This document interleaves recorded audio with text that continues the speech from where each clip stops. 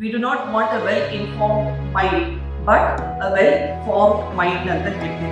Well informed mind ಅಂದ್ರೆ ಏನು, well formed mind ಅಂದ್ರೆ ಏನು? ಇದು ಒಂದು ಹೋಮ್ವರ್ಕ್ ನಿಮಗೆ. ಮನೆಗೆ ಹೋದ್ಮೇಲೆ ಅದನ್ನ ಸರ್ಚ್ ಮಾಡಿ.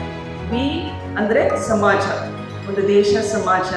ಕೇವಲ ಒಂದು ವೆಲ್ ಇನ್ಫಾರ್ಮ್ಡ್ ಮೈಂಡ್ ಅಂದರೆ ನಿಮಗೆ ಬರೀ ಒಂದು ಸಬ್ಜೆಕ್ಟ್ ಬಗ್ಗೆ ನಾಲೆಡ್ಜ್ ಇರೋದು ಅಷ್ಟೇ ಸೀಮಿತವಾಗಿರಬೇಡ್ರು.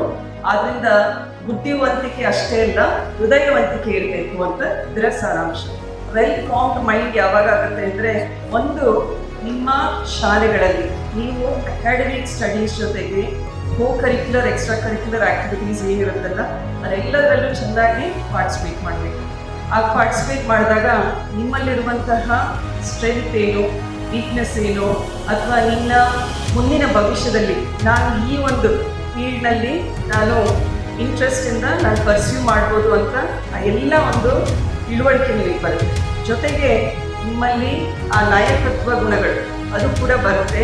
ಮತ್ತು ಈ ಎಲ್ಲ ಕಾರ್ಯಕ್ರಮಗಳಲ್ಲಿ ನೀವು ಪಾರ್ಟಿಸಿಪೇಟ್ ಮಾಡೋದ್ರಿಂದ ನೀವು ಒಂದು ಲಾ ಅಬೈಡಿಂಗ್ ಸಿಟಿಸನ್ಸ್ ಆಗಿ ಕೂಡ ಮುಂದೆ ಪರಿವರ್ತನೆ ಆಗ್ತೀರಾ. ಆದ್ದರಿಂದ ಸಮಾಜಮುಖಿಯಾಗಿ ಒಂದು ಸೋಷಿಯಲ್ ರೆಸ್ಪಾನ್ಸಿಬಿಲಿಟಿ ಇಟ್ಕೊಂಡು ಬೆಳೀಬೇಕು.